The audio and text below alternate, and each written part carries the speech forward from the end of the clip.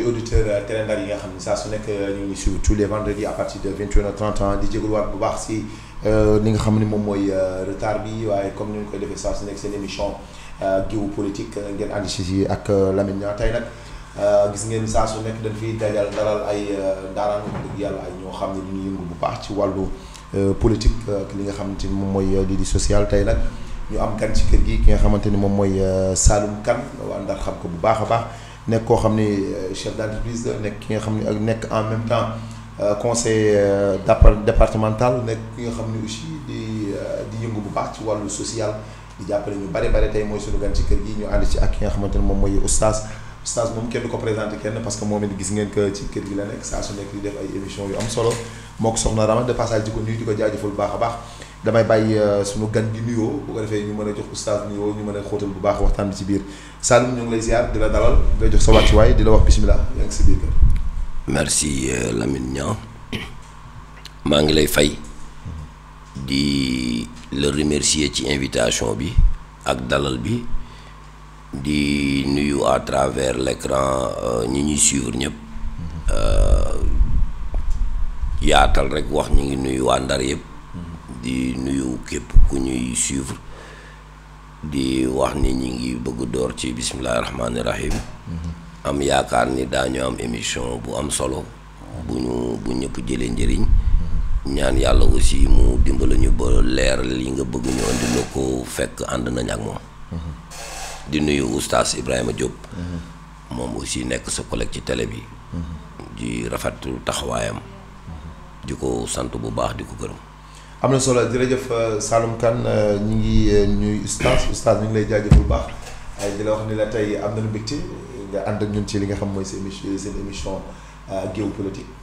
waaw alhamdulilah wasalaatu wasalaamu ala rasulillah sallallahu alayhi wa sallam macha allah Lamine ñu ngi lay jaajëfal bu baax di am kontaan ak mbégte lool ci émission bi ñu yàgg ko suivre yàgg ko bàyyi xel mu nekk loo xam ne wax dëgg yàlla c'est à encourager parce que ku ne xam na ni politique mooy fexe xam naka la ñuy doxalee li nga xamante ni mooy la cité te alhamdulilah rabbi alamin ñàkk koo xam wala ñàkk koo toppatoo dana àgg ci sooxe li nga xamante ni mooy doxalinu dëkk bi kon nag dina ci jaajëfal bu baax te gis nañu aussi pertinence beeg taxawaay bi mais tey nag nga invité koo xamante ni vraiment dañ ko estimer bu baax a baax ngir taxawaayam ci dëkk bi wala sax taxawaayam ci Sénégal nekk koo xamante ni vraiment comme ni nga ko waxee nit ku social la nit la koo xamante ni foo ko fekk rek mi ngi vraiment di xool naka lay jëriñee. ndar la waaye Dakar waal. waaw ndar la mais Dakar waal mais aussi ça veut dire que xam nga moom léppam ndar la nag parce que à chaque fois nit koo xamante ni chaque week-end di nga fexe ba ñëw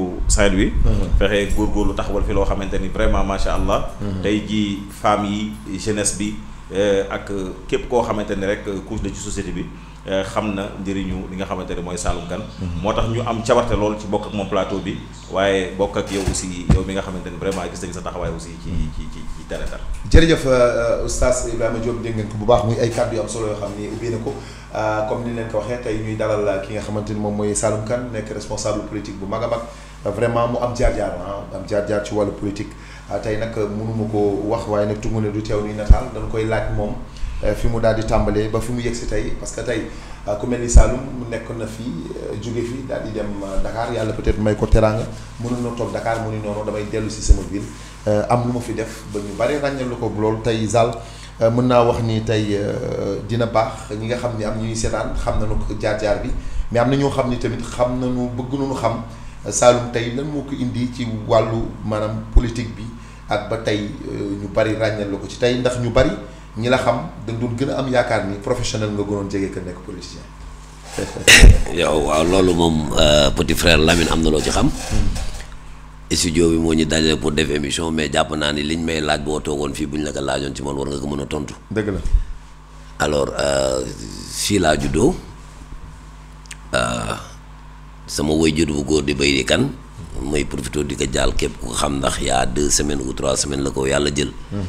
ñu koy ñaanal yàlla xare ko aljana waaye fol suuf si kawam sama waajur bu jigéen bi mu fekk aussi yàlla dajale lañ ca aljanal firdawsi alors man fii laa juddoo Ndar màggee fi jàngee fi école primaire jàngee fi alxuraan école primaire naan la Njaay laa ko defee ñu ko doon wax école de la mairie. du defee sama premier cycle Augustin Henri Guillabert. bokk ci première génération bi en 86. après le lycée Faidherbe où j'ai eu mon bac en 94. après l'université de Dakar. gannaaw loolu ñu jàng li ñu war a jàng yàlla samp ñu Ndakaaru. ñu fay force ñu wërsëg. je suis chef d'entreprise dama yor sama cabinet de transit nekk chef d'entreprise depuis une quinzaine d'années.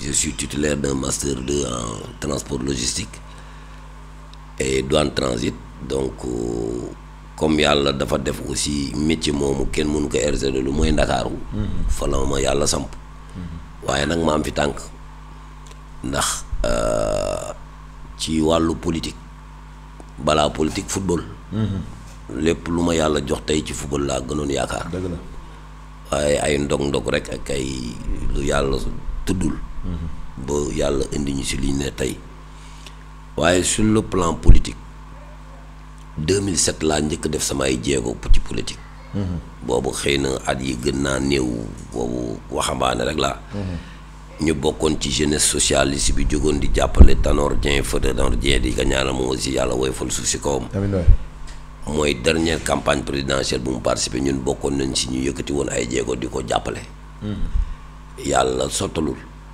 alors gannaaw loolu ñu taxawandi ci politique jublu daal ci suñu bopp ba parce que waajur bi ñu yar def na gëmloo ni boo bëggee jëriñ sa communauté da ngay amal njëriñ sa bopp ba pare ñu jublu woon suñu bopp nag ba mën a jekk pour mën a xëy na gëstu ku ñu yaakaar loolu moo indi vide bi am entre 2007 ba 2013 boobu maa ngi jekkal sa bopp bi 2013 jotee nag l'actuel président du conseil départemental Moustapha Mbaye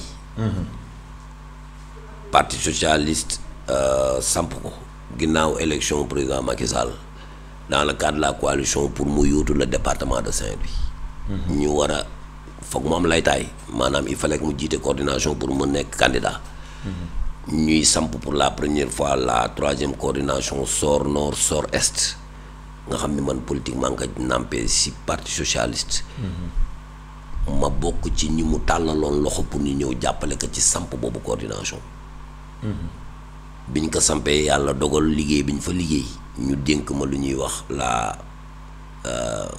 secrétariat général à la communication donc 2014 bi Mansour Faye bii maire Ndar di wut son premier mandat Moustapha Mbaye di wut son premier mandat man maa yore woon le secrétaire à la communication du candidat Moustapha Mbaye yàlla dimbale nañu ñu am ci ndam mu falu waaye comme man lépp lu mu mës a yëngatu sama ñaq rek laa ci yaakaar ba loolu amee dama dellu sama liggéey mu installé wu yàlla def ak ay mbiram terewul ba nga ko jàppale ba pare toppoo ko da nga jàppale ba mu jeex nga continuer waat li ngay def waaw man dans la vie su ma engagé dara la ma ca war rek moo ma intéressé la war beneen partie bi en général du ma ko xaar dans un contrat bu ma am part li ma engagé dama koy def ba mu mat sëkk ma dem bi loolu amee mu falu yàlla dogal politique ku ne xam na li si ne alors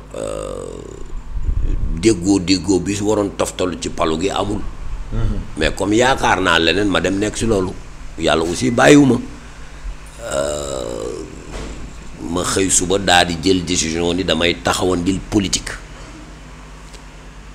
ba yàlla dogal ma ñëw fi un week-end ànd ak samay xarit mu tombeek benn samedi alors bi ma ñëwee ma ànd ak xarit yi ñu reer sama kër ba pare sama benn rakk Médoune bi ngay àndal ni ma xanaa concert Youssou Ndour bi fii am tey moo la indi ma ne que concert Youssou Ndour dana ma tax dafa leen dara at Dakar bref mu ne ma Mansour Faye dafay indi Youssou Ndour ay yooyu alors ma j'ai dit aux amis nañ fa jaar bala ñuy dem ci programme bi ñu fi indi woon on est arrivé 2 ou 3 minutes après ñu yegg si le feu Golbert Diagne yàlla na ko yàlla yërëm daa di woo le maire de Saint-Louis que je n'avais pas connu avant à monter sur scène parce que moom may woon concert bi alors il s'est passé quelque chose en ce moment bu impacté sama trajectoire politique parce que bi le maire Mansour di yéeg ñi ëpp ci ñi fa teewoon dañuy huer dañuy yuuxu.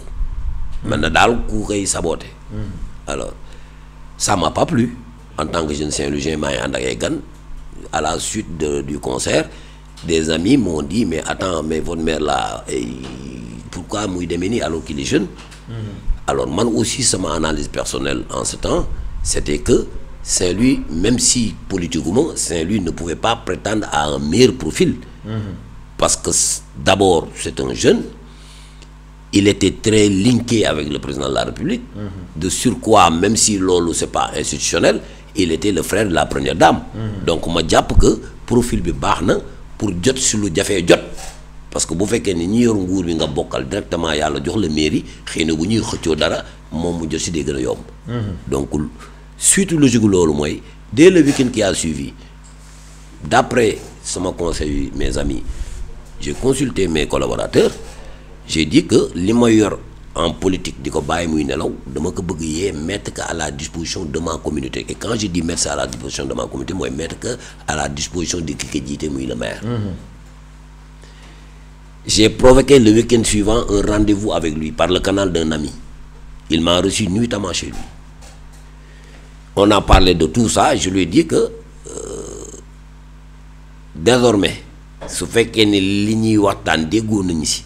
li ma wérte wóor mooy man fi ma dëkk nit du fa jóge di la yuuxu parce que lii tax duñ la yuuxu daañ ko dox daañ ko wax non seulement fi ma dëkk mais Ndar li ma fi am yépp mais ma xamal ko ni que sur le coup je pouvais pas agir parce que boobu maa ngi yor ay responsabilités au niveau parti socialiste au niveau national parce que sama posture secrétaire général de la communication de la coordination dafa tax le président Moustapha Mbaye proposé woon ma à intégrer la cellule de communication du Parti socialiste. ma dem en séminaire à Dakar présidé par le feu Tanor Dieng alors la cellule a été installée ñu jox ma la responsabilité communicationnelle de l'axe nord Ndar bu Fouta. et ça c'était en 2015 j'étais encore jeune alors j'ai dit au maire que comme dama yor ay responsabilités yu ñu confié même si doxaluma ko parce que dama nekk en gel d'activité pour le compte du Parti socialiste man légaliste laa du ma def infraction tu me laisses le temps de signifier mes démissions aux instances où je suis compétent et je te reviendrai.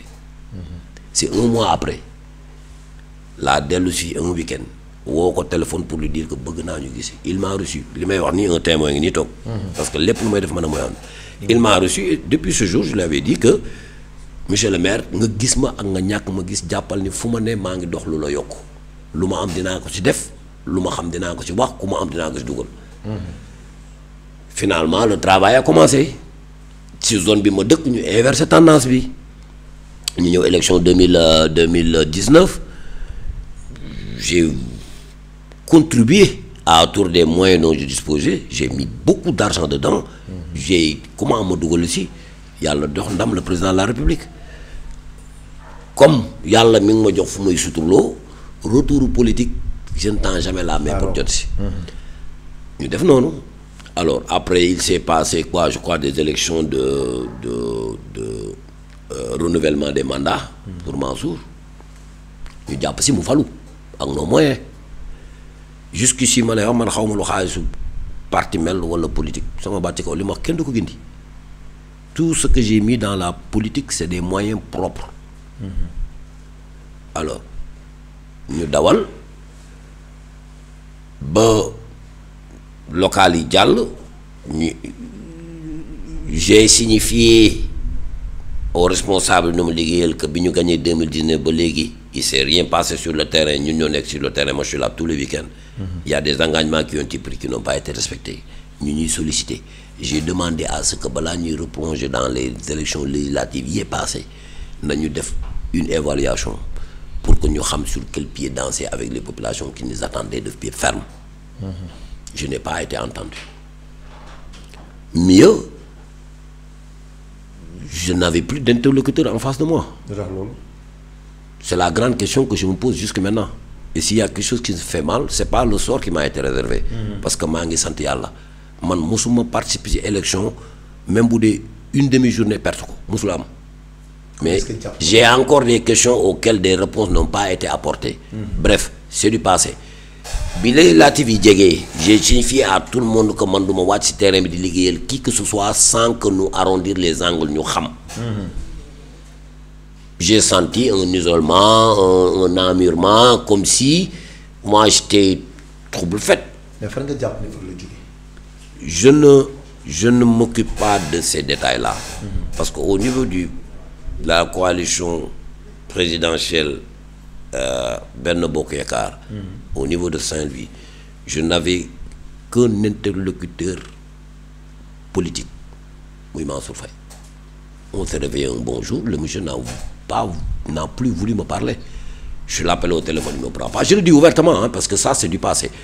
J'ai tout fait pour qu'il me reçoive, pour qu'on discute de choses qui pouvaient l'aider à éclaircir la lanterne. Il n'a pas voulu, c'est le cas de le dire. Ma toog sama kaw ay tànk parce que j'avais la certitude que man li ma liggéey Daaru Médine Corniche ku fa bëgg a gagner di nga wax ak man. J'en avais la certitude parce que ça fait 15 ans d'investissement. Alors j'ai pas eu d'interlocuteur, je suis resté chez moi jusqu'à la veille ou l'avant-veille des élections. Non, bi ñu ubbee campagne bi ñëw naa par respect à la coalition. Je suis venu, mais attends, j'ai eu l'humiliation de ma vie parce que ku tëj cabinet am bàyyi personnel am bàyyi teraangaam ñëw di jàpp si lu ko jëriñul dara. Mais ne serait-ce que su waxee ñu wuyu ko wala bu wootee ñu j'ai dit attends, maintenant je vais jouer au jeu bi ñu ma woo.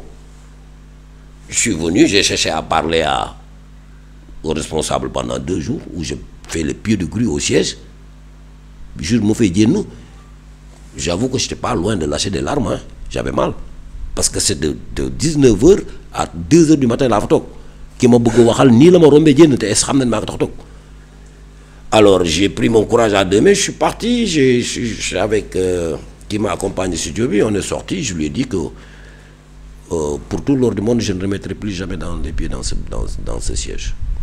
Sama kër laay toog. Je suis parti chez moi, 2 ou 3 jours après je suis retourné sur Dakar m'occuper de mes affaires. Et j'ai dit à tous mes collaborateurs, à tous mes sympathisants nañu toog ñu déglu ma man weesu naa campagne porte à porte, man consigne de vote laay joxe ba ma ko waxee am na ñu ko weddi woon. Je suis resté à Dakar, comme j'ai dit que du ma campagne je n'avais pas le droit de poser aucun acte durant la campagne. Ma bàyyi ba le samedi la ñu clôturer, le vendredi la ñu clôturer, le samedi journée chômée. J'ai attendu vendredi minuit, j'ai balancé mon message de convocation, j'ai convoqué tous mes collaborateurs à la maison et j'ai donné une consigne de vote pour Benno Bokk Yewwi Askan Wi de ma volonté. Sañ naa ko parce que amul benn acquis politique bu ma nit dolli. Tout ce que j'ai acquis sur sama effort personnel.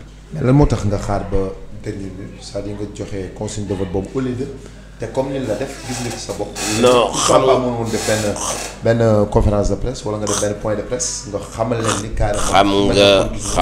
xam nga en politique kilifa du bare wax du gaaw a wax. J'ai cherché à comprendre les raisons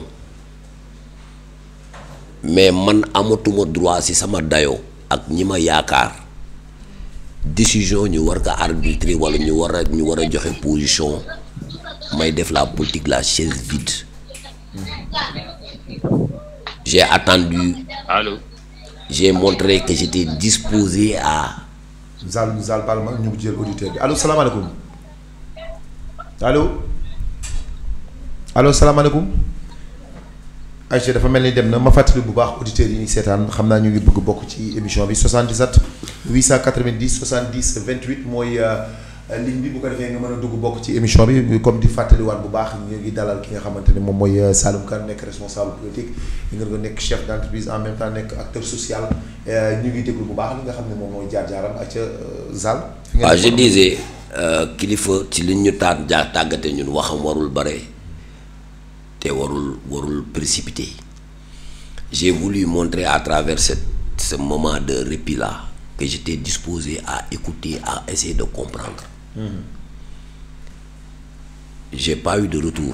Il fallait que je prenne mes responsabilités pour survivre politiquement parce que nag en politique dafa am lu ñuy wax l'intérêt global mais mënuñu bañ a considérer l'intérêt personnel.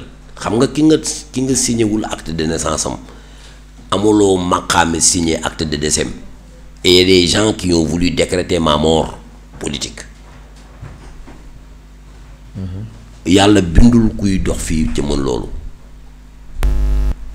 alors bi ma jàppalee la coalition Yewwi ñu gagné les députés de Saint-Louis. Je suis retourné à Dakar comme d'habitude m'occuper de mes clics et mes claques sans jamais signifier une démission ci coalition bi ma bokk. Mais j'ai posé un acte de zèle et de dépit. J'ai voulu montrer que man li ma yor amul couleur maa ko moom. Mais est-ce qu'après wonan la. C'est moi qui ai pris la décision de ne répondre à aucun appel. waaw ku ma woowee nit du ma jot. parce que bi ma defee li ma war a def yëpp c'est moi qui ai pris seul la décision de dire que ku ma gisati da nga maa seet ku ma woo ku ma jot da nga maa woo. dootuma woo kenn dootuma seeti kenn. sama kër ak samay bagages. continuer sama liggéey.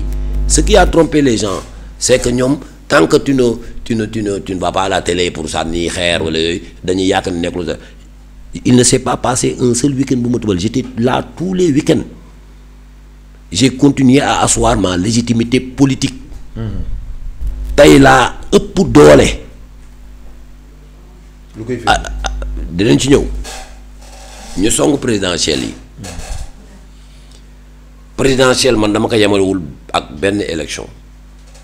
c'est la rencontre d'un homme avec son peuple.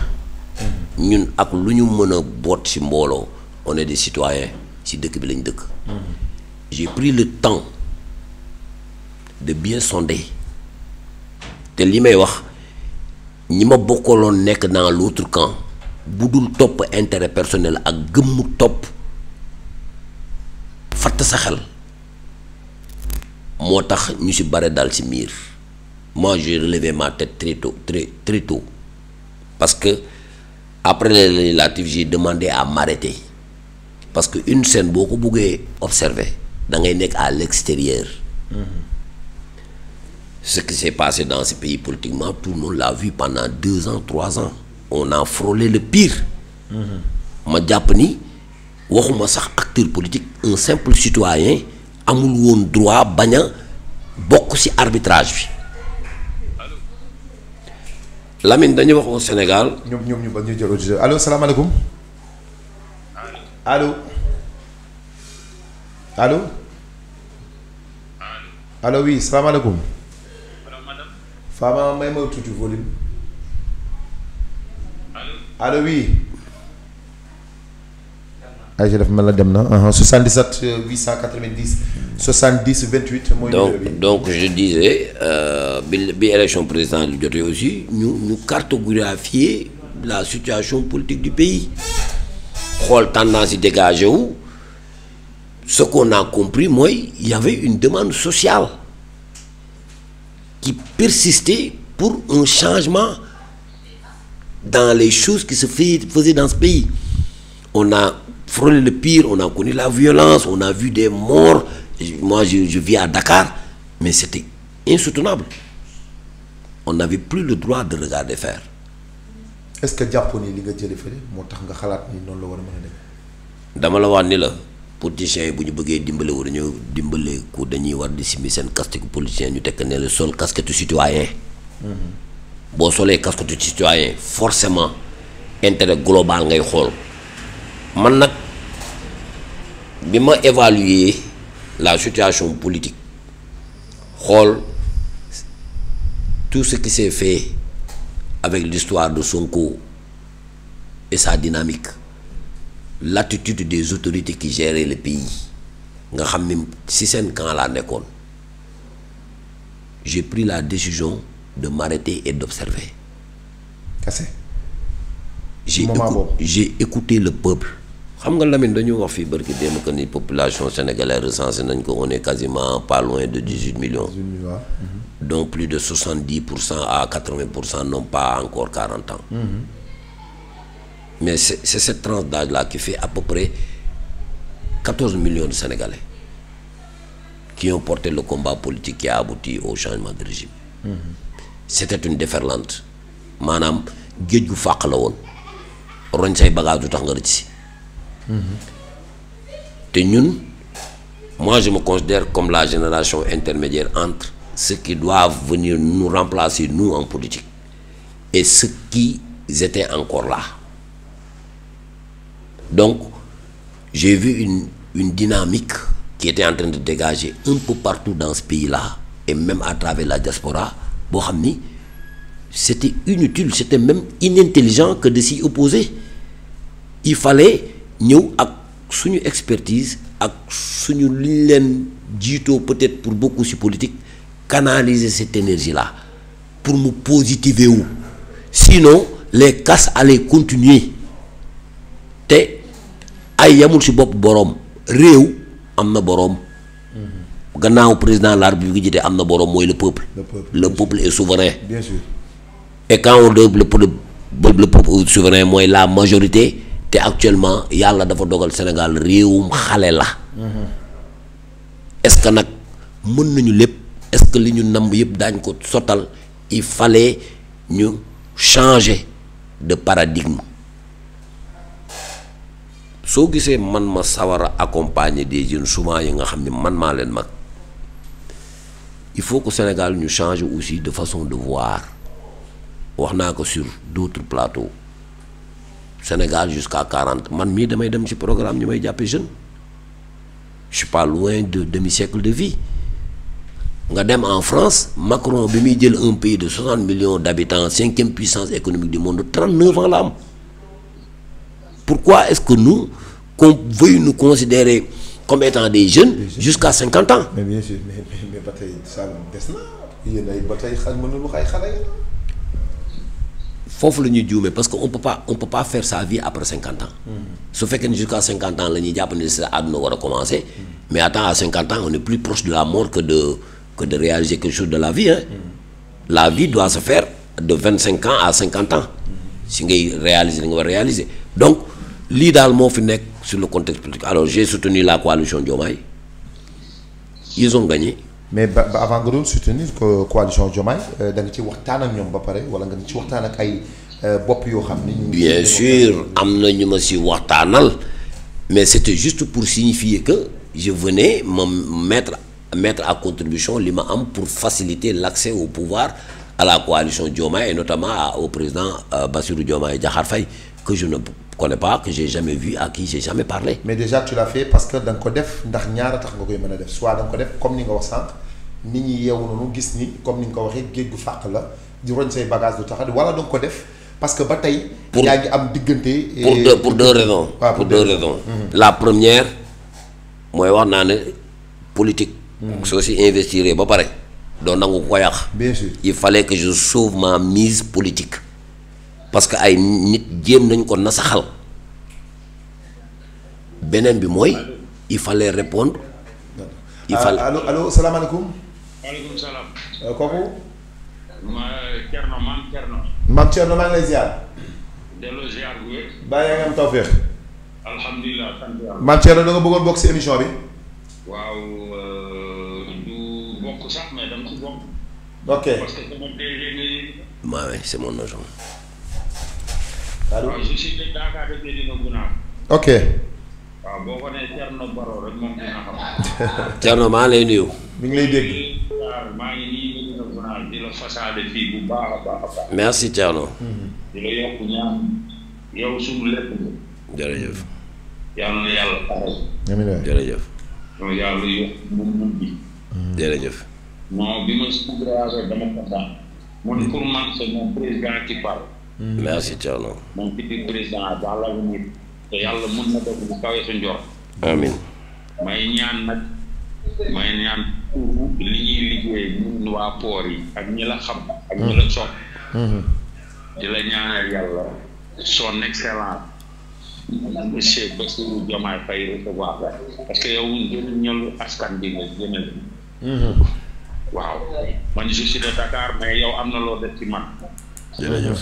am na loo def samay morom am na loo def say rakk ñaata jeune da jàppale dans l'activité de la transit. waaw waaw kon loolu dañ ko war a sant yàlla ci cadre politique beneen cas la. jërëjëf maam Thierno. jàppale la. taxawu la domaine yëpp parce que maanaam produit bii la ñuy soxla. dans l'avenir parce que ce que tu viens de dire c'est ça aussi. la jeunesse là fan lañ jëm dañuy dem ba 50 ans bëgg defar avenir. waaw oui. fan lañ jëm. c'est vrai man tu me vois avec mon âge mais su yow boo ci teguloon loxo du ma am lu ma yóbbu kër ga. waaw oui. loolu mooy indi yenn cas yi yenn problème yi te fan laa dëkk Sicap Liberté 2. kuy sama papa xam nañ kuy sama yaa xam nañ ko mais en général boo amul bu ñu amul mag ñu ne liggéey. yenn booy ngeen mën a cadré. loolu moo ñu sonal te affaire bi du sport lamb bii rek ñu ñaa ngi ci biir nit ñi y a des intellectuels parmi vous.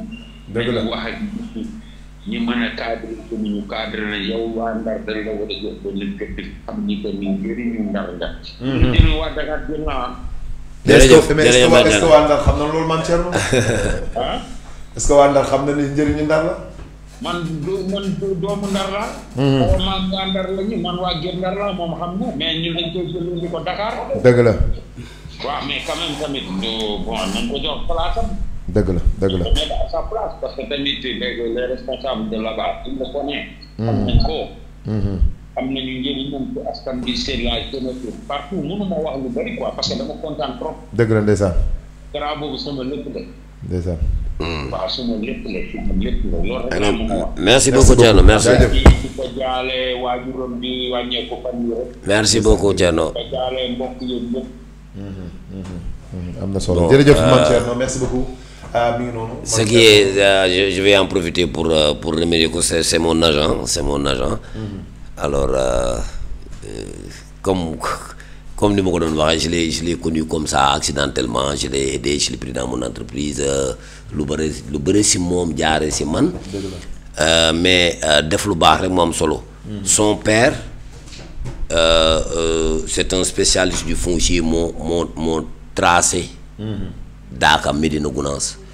Donc par son truchement ce jeune qui parle là man chaque année Cheikh Ahmed Tidiane Ball khalife général de Daaka daf may recevoir su ma demee Daaka daf may recevoir su ñëwee Dakar.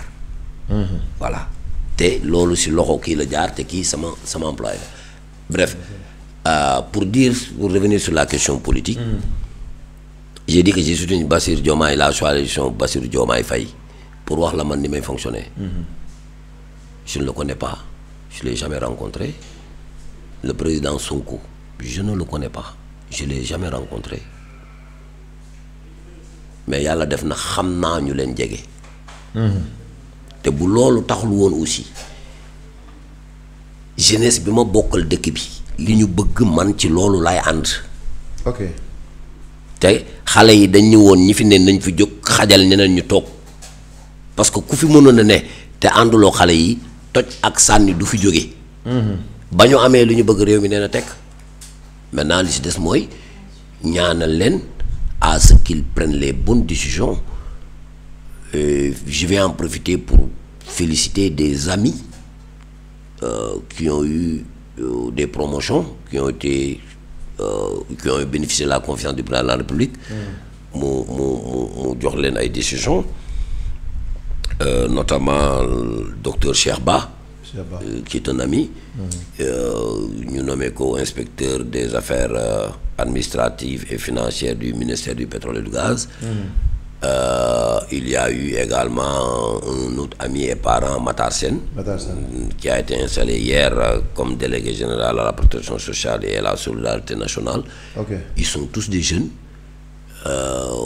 ñaanal leen yàlla aussi mission yi yàlla woyefal ko ñooñu xëy na la lim ñoo gën a récent mais on a connu la directrice de l'OLAC Mbodou Mbène Diop à l'ASPEX ñooñu ñëpp ñu ñaanal leen di wax ni aussi Saint-Louis am na ay yeneen yaakaar pour mieux porter ce projet-là que derrière aussi politiquement que ñi porter le projet ba mu yegg si fii qu'on soit suffisamment intelligent pour poser des actes yoo xam ni dina am ay retombées à l'endroit des populations qui ont contribué à cette victoire.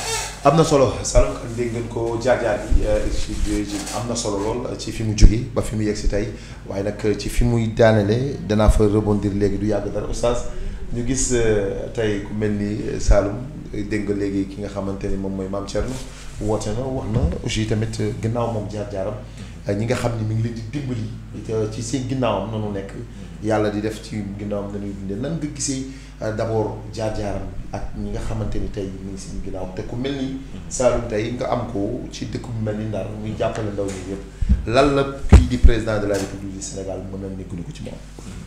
waaw Lamine vraiment émission bi am na solo te témoignage bi nga xamante ne macha allah moom la suñu mbokk mi def léegi am na solo trop parce que nit tamit ñi ko jege ñoo ko mën a seede.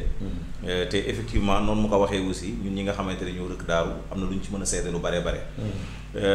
li ci gën a am solo mooy ni nga xamante ne moom noonu lay doxee moom Saloum parce que tamit du ñu ay géwalam du ñu ñoo xamante ne vraiment dañu nekk ay suiveurs. mais suñu quartier daf nu ñor. te quartier pour mu dox il faut li ñuy wax leadership il faut mu am ñoo xam ne ñooy porter le combat ñeneen ñi nekk seen ginnaaw ça veut dire que tasaaroo boobu nit ñi di tasaaroo kenn ku nekk di jël sa yoonu bopp dafa dul mën a indi lu global loo xam ne dañ ko mën a jàpp. te xam nga à partir d'un quartier si la ñuy waxee ville ci la ñuy waxee sax réew. parce que kenn ku nekk aussi am nga sa base am nga foo xamante ne mooy sa base. xam naa dana xaw a jaaxal nit ñi sax lu tax may dugg ci waxu politique wala demee noonu.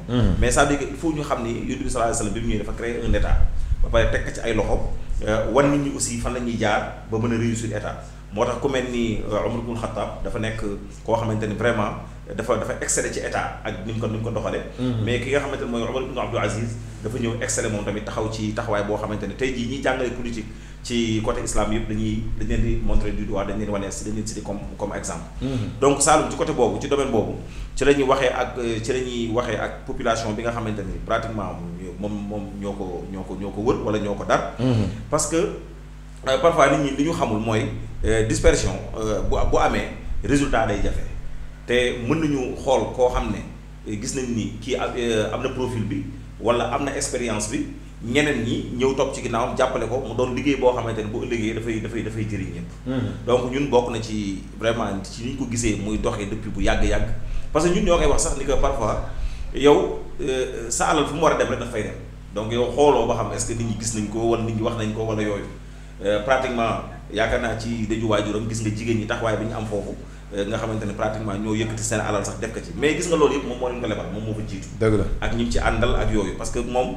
dana def dara loo xamante ni pratiquement caméra du ko accompagner rajo du si def reportage dara du xew da koy def rek parce que jàpp na ni lii moom moo ko war a def donc yu mel noonu nag ci ku mel ni moom comme ni ko mbokk mi waxee parce que tamit dañuy am ñoo xamante ni dañuy nekk suñu quartier nekk Dakar aussi wala nekk ci yeneen ville donc ñun dañuy bàyyi xel rek ni kii xëy na nekk fi wala weekend ba weekend lañu koy gis mais fekk na kooku taxawaayam ci dëkk bi dafa dépassé temps bi mu fiy def.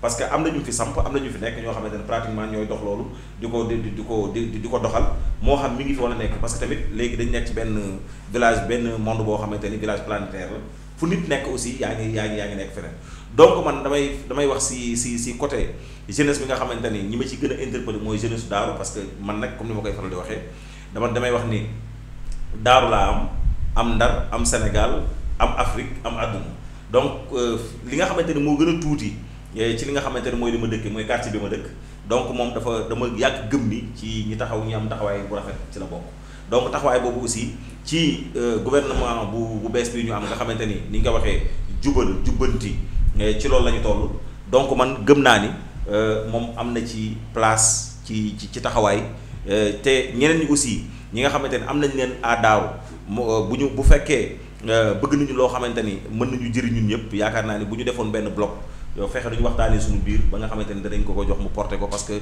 am na expérience bi am na xalaat bi te pratiquement xam nañ itam njubam xam nañ itam taxawaayam donc loolu aussi dana nekk lu rafet. man loolu bokk na ci te di ci def alalam te xaaru ci kenn. waaw di ci xaar surtout loolu Lamine parce que aussi am na yu bari yoo xamante mën nañu ko waxal maa ngi koy wax ak sama xarit Oustaz Elimane Thiam di wax naan que ñi ngi doog a gis parce que ñun dañuy fréquenté ku nekk mais koo xamante ni. pratiquement dana def dara loo xam ne yow sax boo ko bëggoon wax moom mooy tëjaat sa gémmiñ donc yooyu dafa nekk ay mbir yoo xamante ne te xam nga ndar dafa nekk loo xam ni Lamine il faut ñu fexe góorgóorlu suñu dëkk bi ñu defaral ko suñu bopp.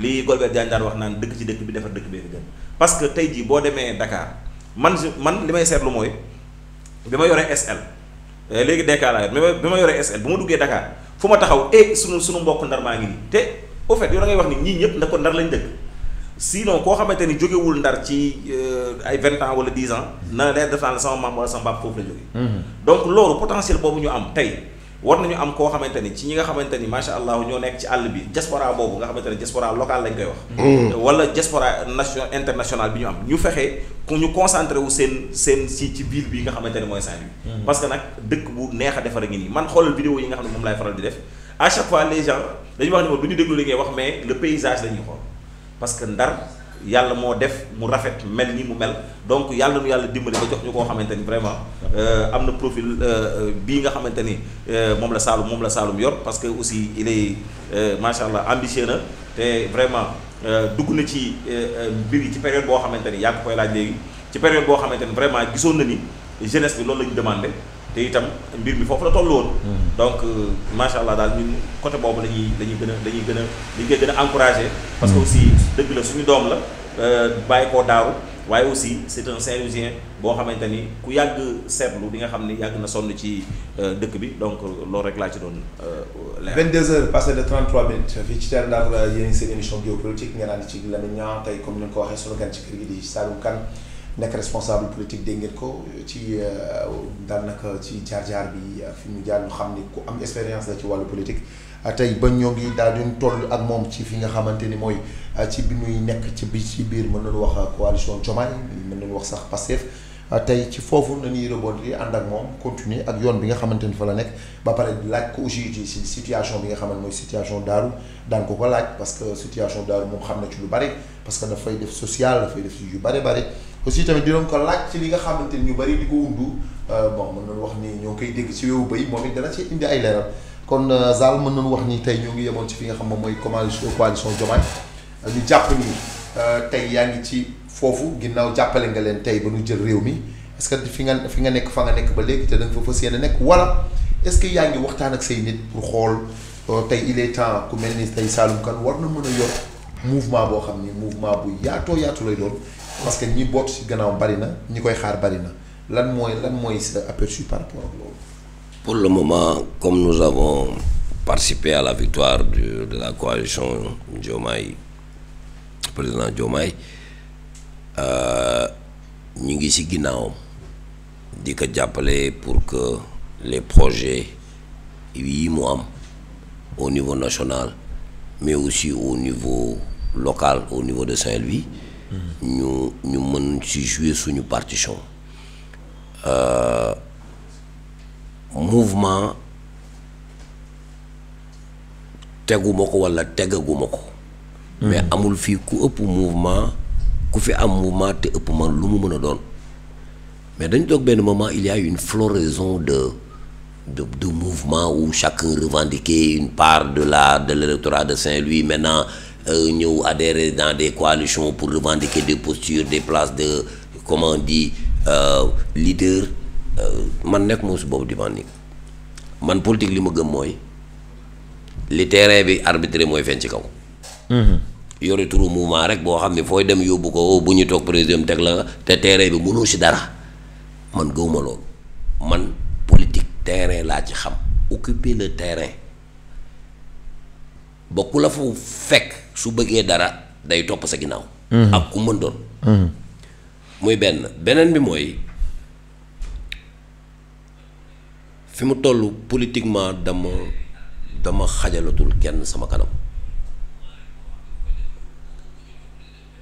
ñu ngi ci dox di ci wax.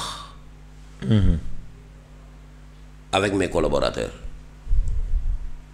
au niveau de Saint-Louis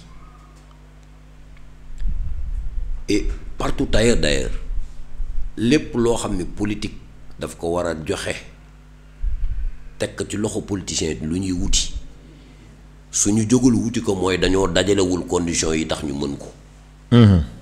waaye lépp lu fi politique di joxe conditions yi tax ñu mën cee dem daañ ko fexee matale soo ñu déggee jóguñu wuti ko suñu bopp rek mooy dañoo matalewul conditions yi donc ci yooyu condition la ñu nekk di liggéey. voilà ko làmb ja daal di fa boo fay dem boo bëggee dóor muy daanu da ngay entraîner boxe. mais foofu Saloum am na question bu am solo bu ma la bëgg laaj parce que dafa am lu may xaw a jaaxal tuuti donc bi yaa ngi ci biir coalition Diomaye président tey lu mel ni tey politique mën na ko joxe mooy lu mel ni tey député lu mel ni tey maire tey bu nu gisoon tey ku mel ni Saloum parce que ñu bari ñu ngi ruumandaat pourquoi pas Saloum kan mënul taxawal ci élection yee di ñëw ci kaw jëmmal boppam taxawal boppam ci wàllu élection législative wala ci li nga xam moom mooy wàllu maire yi donc tey lu mel ni coalition Diomaye tey bu fekkoon ni tey am nañu ku nu waxtaanal wala ba gis ni keneen jiital nañ ki keneen ku du yow te ñu bari mën nañoo gis sa profil nga doon lii di maire Saint-Louis wala si nga doon lii di député bu boobaa yow ban xalaat nga jàpp ni war nga ko mën a def parce que ñu bari ñu ngi néggoonu ko parce que ñun tamit ci terrain bi dañuy nekk di déglu parce que gis nañu lu baax li ngay def lu baax li ngay wax ba ñu bari ni pourquoi pas ci élection yi nga xamante ni mooy maire yee di fa seeni ñëw kii di Saloum yow waxagoo ko parce que waxagoo ko fii mais ñu bari bëgg nañu nga bokk ca waaye ca fa nga bokk nag bu fekkee ne am nañu keneen ku ñu jiital naam yow lan ngay gisee mbir moomu. Lamine yeggaguñu foofu li ma la mën daal wax te mu wóor mooy politiciens dafa am lu leen di faral di juumloo. mooy souvent li ñuy bëgg ñoom personnellement la ñuy wax ak di ko jiital. te duñu déglu li base bi wax li population bi wax. ñun dañu bëgg liggéey de sorte que ku tàllal micro population Saint-Louisienne. waxuma daañ ma lim man kese de. waaye bu ñu limee ku ñu jàpp ni jekk na si loolu. dama ciy bokk. ok. mu des différence bi nag mooy ku nekk loo liggéey. mais est-ce que ci liggéey boobu yaa ngi ci maanaam yaa ngi ci gën a taxaw xam nga ni musuma jóg si loolu. léegi diggante parce que depuis ce matin j'étais en conseil départemental de 10h à 18h la ñu pare. mais diggante 18h ak may ñëw si studio bii rek je n'ai fait que recevoir des gens qui m'attendaient. souvent pour venir adhérer à ce que je fais ou alors qui venaient pour. as tuut si ma fanaanoo ma wàññi si seen ay jafe-jafe. Il y a pas meilleure façon de faire la politique. C'est d'aider les gens à ce que seen difficulté wàññeeku. Et sur ce plan su fekkee ni da nga man du ma wax dara sans que mu am motivation. Lamine, je peux te dire que actuellement dans la commune de Saint-Louis il y a pas moins d'une 30 à 35 voire plafond 40 je ne veux pas me tromper. Par exemple le groupement de femmes éparpillés dans tous les quartiers de Saint-Louis yoo xam ni ñu ngi yor ay financement di ko tourner di si génnee ay millions man la maa ko joxe gratuitement et gracieusement dans la dernière quinzaine qui a précédé la Tabaski c'est pas moins de plus de 100 millions qui ont été distribués dans la commune à travers ce groupement là. Ah bon? J'ai eu un groupement qui a partagé 18 millions ici à Léona au Clair 18 millions. Daaru sama koñ yaa ngi wax léegi que bi ñuy dëj sama papa barki démb. première journée bi jénn sama famille jénn wuñu dara. mais ça va faire que 3 ou 4 jours après ces bonnes dames là ont partagé quasiment 8 millions dans le quartier pour des dames yoo xam ne peut-être avant ma doon teg initiative bi dama doon wut un montant di ko def ay coupures de 10 000 15 000 la veille de la Tabaski kooku si joxoon da doon soulagé wu tey j'ai pu mettre en place des choses qui peuvent permettre à ces dames-là, pour certains, d'avoir 150 000 ou 200 000 même à la veille de la Tabaski. C'est un ballon d'oxygène. Et je l'ai fait gratuitement, xaaruma si dara en retour. Mais le fait de participer à soulager la souffrance d'une famille, à ce que xale bi ñu war a jëndal daal ñu mën ko jëndal, ki war a jëli ñaw mu mën ko, mais je ne demande pas plus. Donc, et ça c'est d'un côté. Il n'y a pas moins de 300 familles. Bon, maintenant sur le groupement de femmes, c'est des plans que j'ai mis et des caisses. Magnifique Diallo, que tout le monde connaît qui a bien le fait, m'a installé tous les plans. Et d'ailleurs, l'idée de mettre en place une fédération pour capitaliser ça, c'est lui-même qui m'a proposé ça il y a 2 ans. Mon indi la fête du 8 mars, nous organisé son buntu kër qui avait réuni plus de 1000 femmes devant chez moi. Le 30 décembre passé, tout Saint-Louis a appris qu'il s'est passé une histoire de gala qui ne s'est jamais tenue à Saint-Louis. C'était mes dames. Elles ont fait plus de 3 millions de recettes.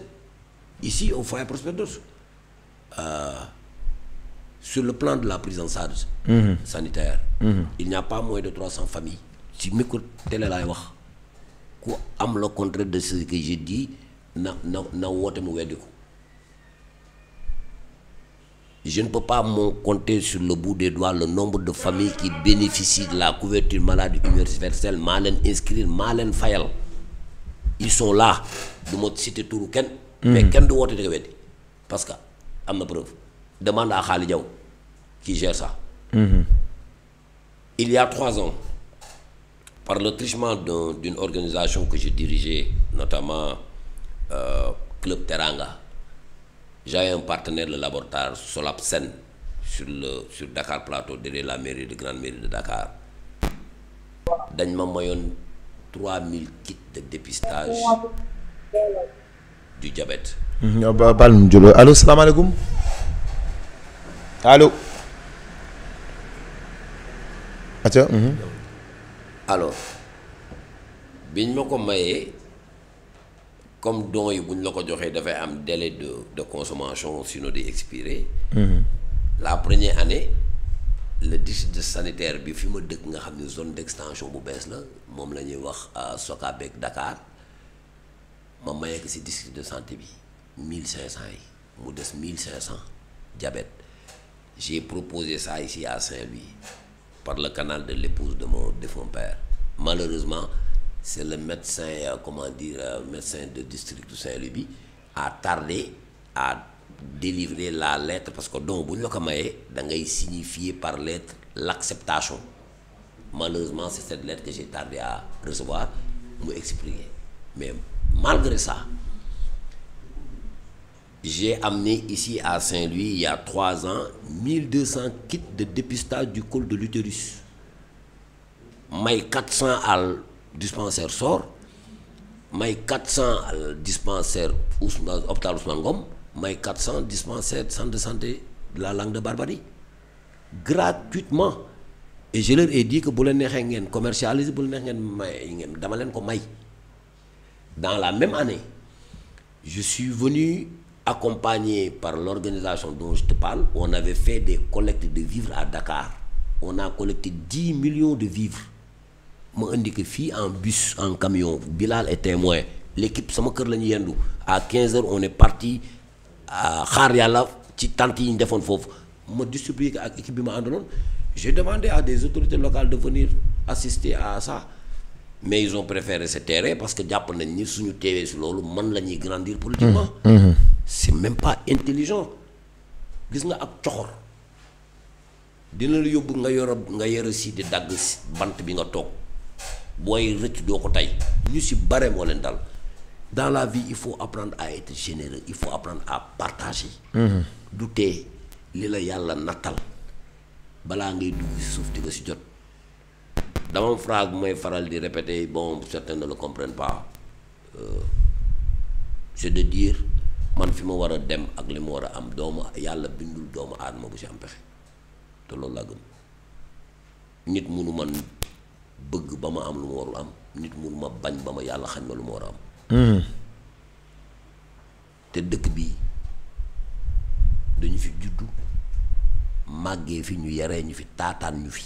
yàlla jox ñu xam-xam jox ñu mën-mën li ma yàlla dénk su ma ko téewoon Ndakaaru depuis 10 ans may wàcc fi ne mu dugg si maa ngi seedaloo ni borom bi dañ may tuddee borom alal te yàlla xam na ni dentuma dépense ñetti fan. Parce que je considère que c'est inhumain nga denc lu jëm subla te amoo soxla bu mu faj nga tiim soxla bu war a faju nga koy gàntal. Oustaz Ibrahima c'est pas parce qu'on partage de plateau toi tu sais comment je fonctionne. Je veux rassurer les populations sénégalaises et spécifiquement de Saint-Louis pour qu'ils comprennent s'ils cherchent des mains propres en voici 2. S'ils cherchent un esprit saint, en voici 1. S'ils cherchent un homme honnête, en voici 1. Man du ma fen du ma wax lu ma xamul du ma tarbiyu du ma coggu lu ma am yàlla la. La seule obligation que j'ai c'est de me réveiller le matin et aller suer pour qu'au soir je puisse dignement prendre en charge mes besoins personnels, celle de ma famille et de ma communauté voilà. am na solo ñu dégg bu baax jàngatu ki nga xamante ni moom mooy Saloum dégg nga ko wax na jaar-jaar bi wax tamit aussi digganteem ak nit ñi ak aussi effectivement ci côté social bi wax nga ko ci côté sanitaire bi aussi. oui c'est la prise en charge. ak préscolaire bi aussi maa ngi faj ay nit je ne sais même pas où ils habitent maa ngi fay ay jàng je ne sais même pas école yi fu ñu nekk wallahi lazim des enfants sont inscrits à l'internat may fay seen i sëriñ ñu ngi fii ils peuvent appeler su fekkee ñu ngi suivre xaw ma xale yi nu ñu tudd. te yaa koy fay 12 mois sur 12. sur 12 kenn ki dem woon ma ne ko benn sëriñ benn ci ustaas ma ne ko maa ngi si yoon bi may ma suma dellu Dakar parce que parfois damay amee problème de comptabilité aussi. comme tout le monde mais c'est des engagements que j'ai pris alors sur le plan de l'assistance scolaire. daaw je l'ai pas fait mais daaw jëkk j'ai réuni quasiment 600 familles ma jox leen fourniture scolaire sama buntu kër. 600 familles. 600 élèves pour les classes de CI de l'école Nalla Ndiaye c'est moi qui les ai inscrits si les toilettes de l'école Nalla Ndiaye sont fonctionnelles ak école François Baye Salzman man maa ko def ren nii nul n'était mon intervention peut-être ak d'autres les enfants allaient marcher dans l'eau pour aller jàngi musuma ko wax mais nag parce que ñàkkuñu ko wax ñu koy jéem a suul mais du sotti même pour la composition bii nii école mairie bii nii cette composition la dernière composition il a fallu mon intervention pour qu'on puisse tirer les épreuves. mënuma ko ñàkk wax parce que jàpp naa ni wax ko dimbale nit ñi la parce que réew mi mettiwul ba yegg foofu quand même. c'est une problème de manque de volonté là. qu'on m'interpelle à Dakar pour des papiers A4 pour ñu mais attends la semaine passée ou il y a un mois j'ai été choisi pour être le parrain de la journée d'excellence du lycée de Gaulle. Bah, bien sûr. li ma mën def naa ko fa à tous les lauréats je donnais des ordinateurs portables neufs je suis allé même jusqu'à donner des coupons de voisins aux lauréats pour soulager leur famille parce que xam naa ne semaine u ñaw laa jënd tissu. Ces enfants-là je les connais pas mais au moins je pense avoir posé un acte boo xam ni dina faciliter seen cursus de demain ñu mën a réussir. mu mel ni gars yi mu mel ni gars yaa ngi waaf mais moom waaful fi mu nekk. logique bi mu nekk la nekk léegi. xam nga lu tax. am na gars yi waaf léegi de teew fi nga nekk ba léegi. Lamine su ma jógee fii léegi bi nga may jël si kër ga fa mu fekk sama bundu kër ma toog. sol sa vêtement. kii mën na seede loolu parce que danga may wax jox ma wax de loolu. li nangam laa bëgg man la mën naa ko nangam laa bëgg su ma ko mënu man la mënu ma ko. la seule chose que je peux garantir mooy du ma gàntal nit lu ma mën waaye du ma engagé nit lu ma mënul. dëgg la. li ñu bokk nag suñu bëggee ñu ñi ko moom jot si dañ koy teg ci ay loxo yoo xam ni ci joxe li ñu moom la ñu dëkk. am na solo kiy joxe li mu moom boo ko joxee lu mu moomul dañ ca boole lu mu moomul joxe ko. dama am lu ma réflexion bu ma attiré nit ñi gis nga sinon. allo dëkk bi. mooy allo salaamaaleykum. maaleykum salaam waa kilifa gi. ku baax noo def. ñu ngi siyaar bu baax a baax. mbaa yaa ngi am tawféex. alhamdulilah macha allah. Aïcha da nga bëggoon bokk ci émission bi. waaw Saloum kat nañu soxla woon. Aïcha mi ngi noonu di la dégg. sëriñ bi kooku mooy l'enfant de Saint-Louis. waaw ku ñëpp bëgg ndar. ku ñëpp di déglu ndar. ba pare mu doon yaakaara ndar géej. dëgg la. te mësul tànkam lu mbindeef. moom la seul 32 quartiers yi 33 quartiers yi ci ndar yëpp topp. ci ay solution yu baax yi muy def. di gérer ay regroupement yoo xamante ne si sourceem la koy gérer si tooleem. wallahi moom seul mooy yëg ci dooleem di jox doomu aadama yi. te kenn mësu ko jox poste si yaakaaru boppam ci doole boppam la koy defee. dëgg la. te bu ko neexoon am na ay solution yu gën yoo xam te ne da koy def ni koy nit ñi di defee jënd ay kër di ko luyee. mais deful loolu. day yëkkati xaalis di jox gaa yi. ba pare di leen ubbil ay entreprise di leen si jàppale ba nga leen dégg ñuy doon ay kàngam si loolu. dëgg la. loolu yombul. yombul. yàlla na ko yàlla taxaw bu baax a baax. yàlla na ko yàlla jàppale bu baax a baax. amiin amiin amiin amiin. waaw ku ñu am yakkin la ci moom te yàlla na ko yàlla taxaw. amiin waay. waaw ba du mu gis du mu ragal ci kàttanu suñu borom. jërëjëf waaw ndar nag ñu ngi koy déglu yëpp Sénégal a ngi koy déglu. dëgg la am na solo merci beaucoup. waaw vieux Maguette la quoi vieux Maguette. jërëjëf ñu ngi lay ziar. waaw Maguette lu bëri bëri. jaajëf waay. kontaan nañ bu baax a baax si intervention bi. merci beaucoup donc Lamine dama doon wax. amul benn domaine bu intéressé la vie courante bu may jéggi li ma la limal nii yëpp nga yaakaar ni dara la tekkiwul dara par rapport ak li may def ci diine ak këru diine yi ak daara yeeg alxuraan yi. loolu moom loolu yaakaar naa ay témoignages yu bare moo ci am ndax daara Sëñ Ahmed Diop. ku ne gis na taxawaay bi mu fa am. ak cër bi nga xamante ni macha allah ñoom ñëpp ñoo ànd maase yëkkati ko jox ko. deful sax une semaine. maa ko yëkkati yóbbu ko ba daara ni ko zinc bii yow yaa koy taxawee. démb wala bërki démb xoolal loolu taxaw nañ ko lijjanti nañ ko. ça veut dire que yooyu daf nekk ay mbir yoo xam ne taxawaayam la parce que aussi. boo déggee ma cité fi ku mel ni Elimane Thiam parce que Elimane Thiam dafa nekk nit koo xamante ni borom xam-xam la ku ñu xam la ci rajo ku ñu xam la ci vraiment ci communication ak dara mais bokk na ci jour boo xam ne ñëw nañ di toog parce que moom xamul woon Sall mais bi ñëwee toog mais daf ni ma mais kii fan la nekkoon. kii fan la nekkoon ci li mu jot a doxal ak ci li mu jot a taxawal. mais kenn déggu ko fenn mu wax ko yii muy cité nii am na ci yoo xamante ni ñun découvrir nañu ay mbir yoo xam ne Lamine c'est extraordinaire mooy nit mooy ñëw waxal la boppam ni la gis naa la parce que semaine boobu muy wax noonu mooy journée de l'excellence boobu nga xamante ni ci la ko lycée Charles de Gaulle defaloon bi ñu defee reportage bi nga xam Téléndar moo def reportage bi am na ñeneen ñoo xam dañuy wax ni mais kii defal nañu lii donc ñun après ci information yooyu lañ doon jëlee ni ndekete moom naka jekk dafa nekkoon ci social bi ci suuf mais mosu ko bàkkoo mosu ko waxee fenn mosu ko nangam donc yooyu muy wax noonu c'est très important te aussi ñun tamit ñun ñi nga xam ne dañu nekk ci côté diine bi dafay jot parfois ñuy joxoñ nit parce que bu ñuy joxoñ nit les gens vont savoir que ni ñun joxuñu ñu nit parce que daf ñu neex parce que du ñu ko set parce que ñun dañ taxawee lu ñuy wax dañ taxawee lu ñuy wax imaama te aussi ñun on a compris quelque chose parce que ñun tamit xam nañu lan moo indi révolution française ci église bi ak li nga xamante ne mooy politiciens yi jaxasoo woon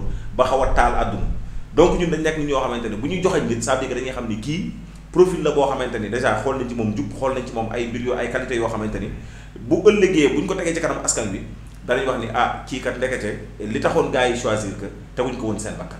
donc loolu bokk na ci li tax vraiment ñu koy accompagner. Lamine sur le plan njub doguma la.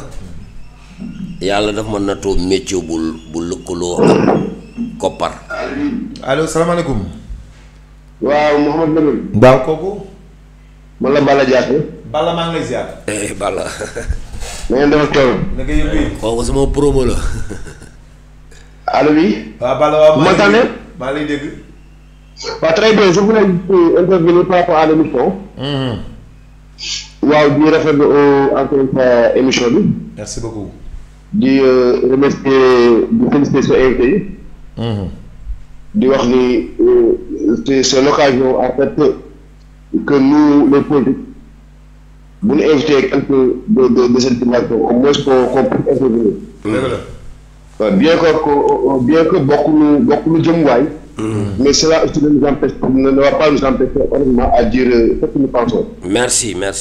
Je pense que c'est un jeune Saloum, c'est un frère, c'est quelqu'un de très courageux. Parce que maa ngi wax sama gars yi moi je suis un politique depuis 98 maa ngi politique bi daal mais fit bu mu am ak calcul bu mu am ak engagement bu mu am ba féete benn boor à un moment très crucial ça loolu il faut être très courageux pour le faire. Merci. Et je pense qu'il a très bien participé sur la victoire de Pastef. ñu koy souhaiter vraiment bonne continuation et bonne fin parce qu'il mérite vraiment d'avoir quelque chose honnêtement pour appuyer la population de Darou bien que mi ngi si vraiment depuis qu'il est sur le terrain waaw nekkul au point de ses activités mais on a des retours vraiment qu'il est en train de faire très bonnes choses et il est en train d'appuyer vraiment la population de Darou et je pense que cela mérite d'être vulgarisé et vraiment d'être appuyé. honnêtement ñu ngi koy souhaiter vraiment bonne chance et bonne continuation. merci beaucoup Balla. que surtout l'état actuel vraiment ñu gëstu ko nag jot na ak vraiment doomu quartier bi ñu gëstu leen parce que vraiment su fekkee Darou dafa nekk 3e meilleur électorat à Saint-Louis si tu parviens à gagner gagné wul parce que dem tëb na gagné. Il y a des gens qui étaient là-bas. C'est vrai. Qui ont mouillé le maillot et vraiment qui sont parvenus à nous mettre à terre, quoi, honnêtement. Merci, Balla. Tout cela rentre dans le cadre politique, en fait, de Darou. Maintenant, nous devons souhaiter vraiment bonne chance, que le petit puisse vraiment protéger le bas à bas. Merci. Moi, je suis vraiment, nous connaissons cette mission. C'est le mieux, il y a si politique bi vraiment am bu muy jàppale gën a jàppale dara parce que jàppale moom mi ngi si moom honnêtement. waaw de près ou de loin ku mu neex ak ku mu naqari il est en train de faire de très bonnes choses vraiment il mérite d'être appuyé. Merci Balla. loolu waxoon naa woon on met. merci Balla merci. c'est un gars très courageux. merci et vraiment macha allah yàlla na yàlla fa ca daal. merci Balla jërëjëf Balla merci beaucoup. xam nga lu mel nii. dafay dolli góorgóorlu c'est vrai. On est de même génération, on a partagé la cour de l'école mairie. C'est vrai, lors des élections, il était d'un bord, moi j'étais de l'autre. Mais dans la bonne ambiance, à l'heure des débrouillements, on s'est tapoté, m'a gagné, regarde, il pouvait s'empêcher d'appeler pour faire des témoignages, alors que man bokk naa ko ñi ko xañ li mu doon wut. Donc, il faut que nous, les populations locales, qu'on soit intelligent xam ni bu xëccoo jotee ku nekk sañ ngaa xëcc jëmale sa boor. bien sûr mais dafay toll moment boo xam ni il faut une intelligence politique pour que lu mën a jëriñ ñëpp ñëw parce que am na ñoo xam ni politiquement leur intérêt c'est nous voir diviser. Il y en a qui ont réussi le coup. fexe ba casser une dynamique locale boo xam ni finalement man li ma yor. dana naxanteeg man ba jot si ki ma àndaloon ba ñu war a jàpp bokk doole sañ a laaj dara mu fexe ba jot kooku lu mu yor finalement à la fin de la journée qui gagne c'est celui qui nous a divisés. Donc je voudrais lancer un appel à l'endroit des populations d'abord de Darou mais ensuite de Saint-Louis et au-delà de Saint-Louis du Sénégal que ñu xam ni suñu njëriñ mi ngi nekk dans l'unité. Suñu njëriñ mi ngi nekk ci ñu nangul ku nekk ci li ko yàlla jagleel. dëgg la suñu njëriñ mi ngi nekk ci suñu yore lu ñëpp bokk vraiment ñu bañ a xool suñu intérêt personnel pour tekk ci loxo boo xam ne am nañ ci xel ñaar ku yor sa yàpp te bëggu koo réere doo ko dénk bukki. lii laa bëggoon lancer à l'endroit des populations de Darou pour dire que dugg nañ ci benn dynamique boo xam ni gannaaw yàlla tànk mi ñi ngi am wér ñi ngi am dal man bokkuma ci ñi fas yéene décevoir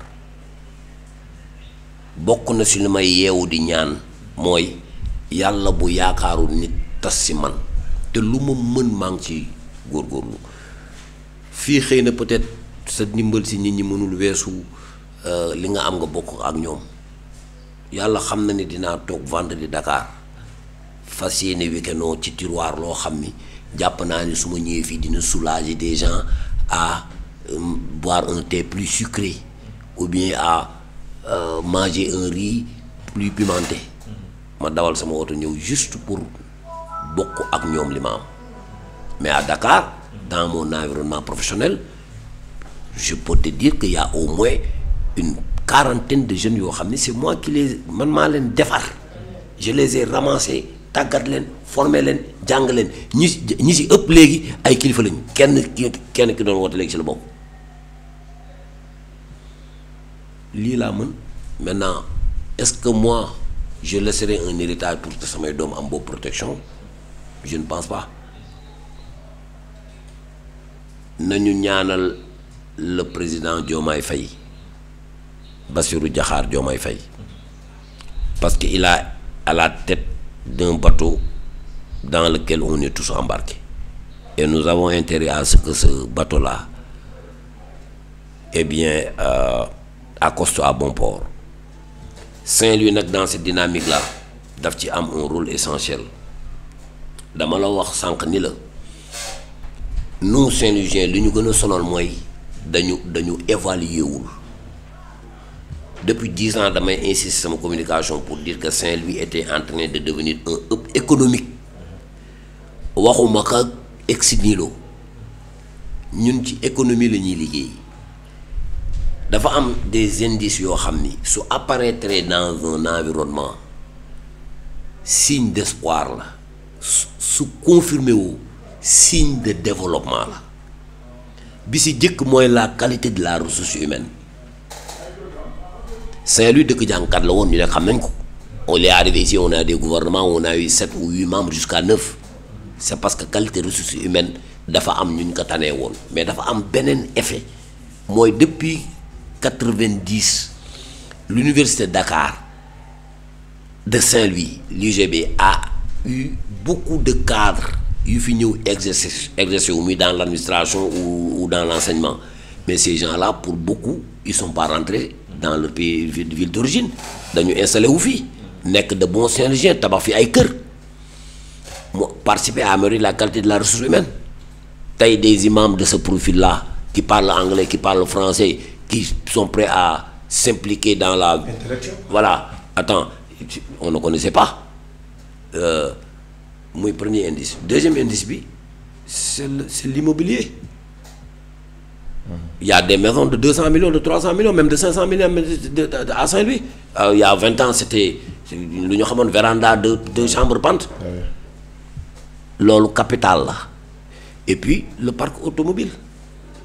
Depuis 10 ans, l'essentiel des familles de Saint-Louis, c'est des investissements beaucoup de population engagée. Moi, am stock. mooy le minimum vital évacué nañ ko kuy tabax immeuble wala ngay tax habilité anégraire jaaxalu la kuy gaare auto dépense jaaxalu la boobu jaaxal kuy ku ko tal moo koy jënd pour dire que Saint-Louis était en train de prendre une autre dimension économiquement parlant mieux le phénomène naturel c'est le pétrole et le gaz qui sont en train de sortir de terre.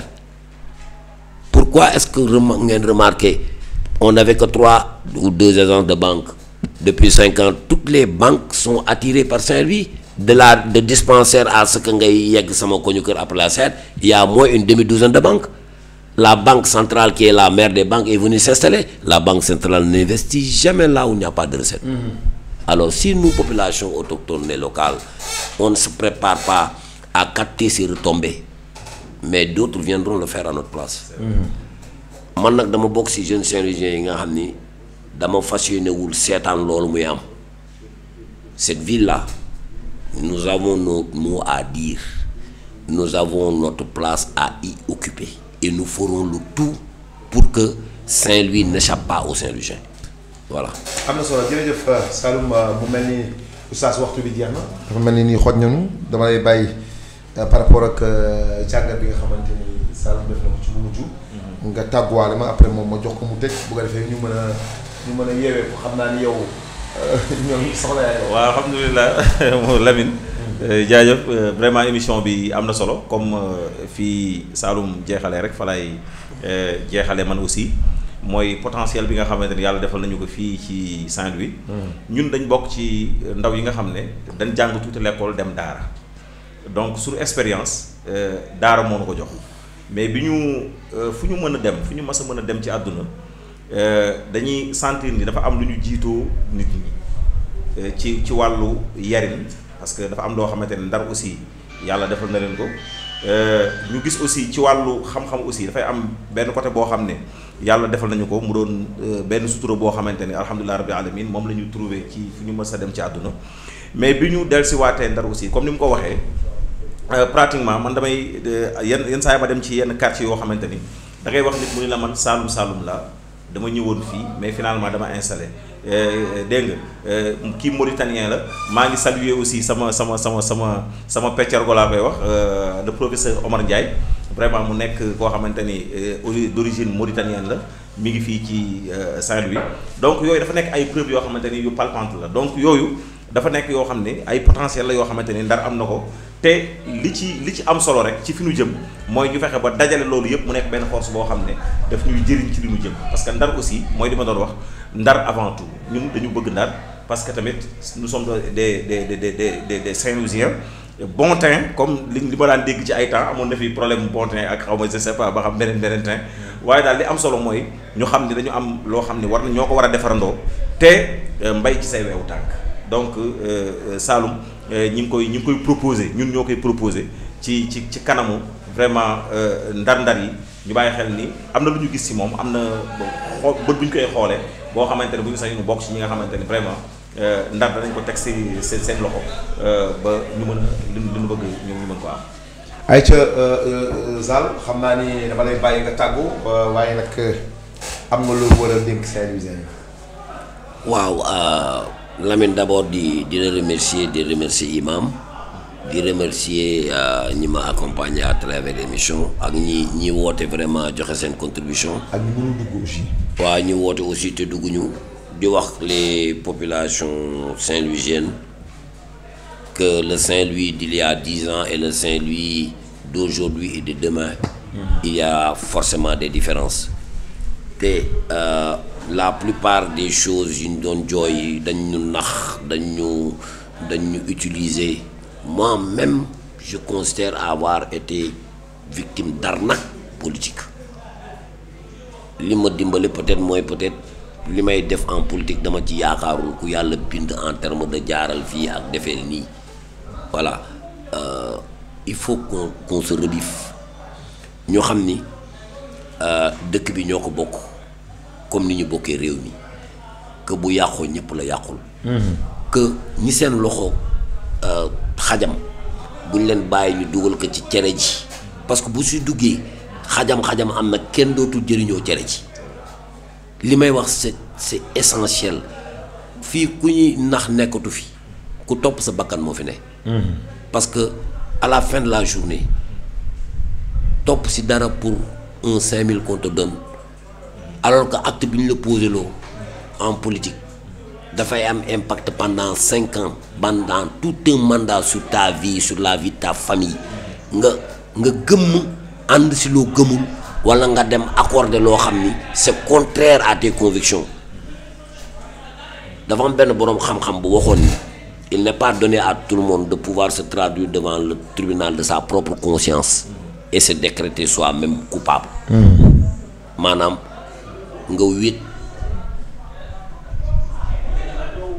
ci sa xelu bopp nga évaluer ndax man li ma wax wareef la ndax li ma def wareef la ndax li may lekk dana res ci man nit tànk yeggul foofu nitam dese na voilà donc di sant ñëpp di gërëm ñëpp di sàkku ñaan ci lépp lu ñu sumb yàlla yombal nañu ko di ñaan aussi nit ñi ñu ñaadal ma sama xarit sama wayjur Alaaji Badikan bi yàlla jël il y a quelques semaines même pas un mois déjà yàlla xare ko àjjana te way fam surtout te yéexe ñun ñu fi des merci beaucoup ñu gis ko comme ni ñu ko waxee il est 23h passé de 10 minutes fii si Teranga Ndar yéen ñu suivre seen émission Haute Politique ngeen ànd ci Lamine Niang tous les vendredis à partir de 21h30 tey suñu gan ci kër gi di Saloum Kane dégg ngeen ko bu baax li am solo ci waxtaan bi gis ngeen ko tey permettre na tey ñi nga xam ne xamuñu kan mooy Saloum Kane dégg ngeen jaar-jaar bi fi mu jógee ci 2007 ba fi mu yegg si tey ci wàllu politique ci ñi mu àndal vraiment mu yor tamit mbooloo bu takk mu nekk si ginnaawam di def social ci côté sanitaire dégg ngeen ko yëpp tunga ne di teew di nataal comme ni ñu koy waxee ci yi nga xamante ni mi ngi koy dimbali ci ay nit yu bare ci ñi nga xam ni seen loxo jotu seen digg gannaaw ak ñi nga xamante ni tey ay rakam na mu jàpp ni tey war na leen mën a dimbali leen parce que boo xoolee tey dafa mel ni depuis booboog léegi gis ngeen ni du xaar ñu bari ci dara boo ko sollicité li mu mën comme ni mu ko waxee da koy def li mu mënul danaan la mënul effectivement te loolu moom mooy yëfu askan moom lay doxale kon donc encore une fois di ko ñaanal ci carrière politique am li nga xam ni bëgg na ko te bëgg fa jëmale Ndar parce que boo xoolee ci ay biir waxam yëpp day wax Ndar parce que fa mu nekk mënoon na fa toog di lekk xaalisam wala mun toog fa ak njabootam parce que wàññi ko dara waaye nag saa su nekk week-end bu nekk boo xoolee mi ngi fii ci Saint-Louis di ànd ak ñi mu doon ànd ak démb ba léegi di jàppale ñi mu doon jàppale ba léegi ak rawatina tamit ñi nga xamante ni ñoo ci bokk kon encore une fois Saloum Kane ñu ngi koy ñaanal ci carrière li nga xamante ni moom mooy politique am di ko ñaanal yàlla mu gën ko ci jàppale gën ko ci taxaw bu baax a baax mbokk yi gis nga yéen a ngi doon suivre seen émission Ëttu Politique waaye nag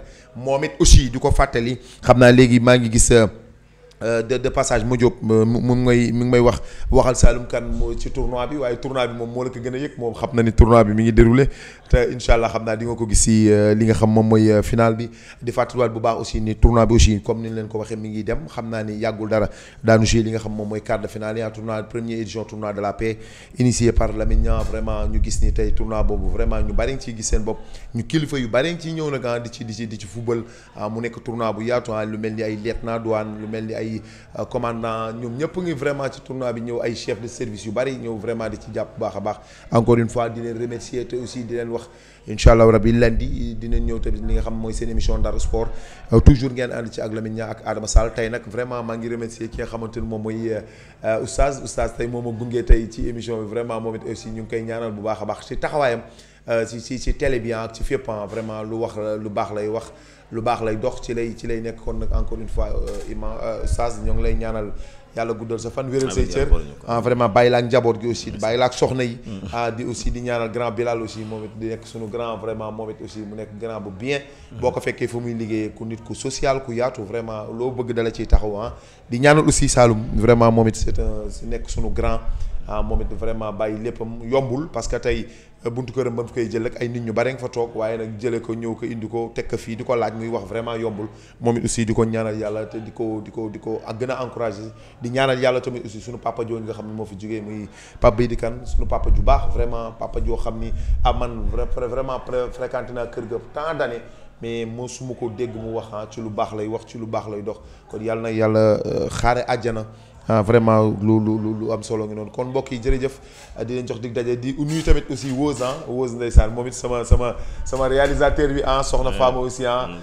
aussi ak le directeur waaw ñoom vraiment suñu technicien yoo xam ne vraiment ñoom gis nga ba heure bi ndeysaan ñooy toog ñu ngi leen di jaajëfal baax a baax di leen jox dig daje incha allah ba altine si seen émission Ndar Sport jërëjëf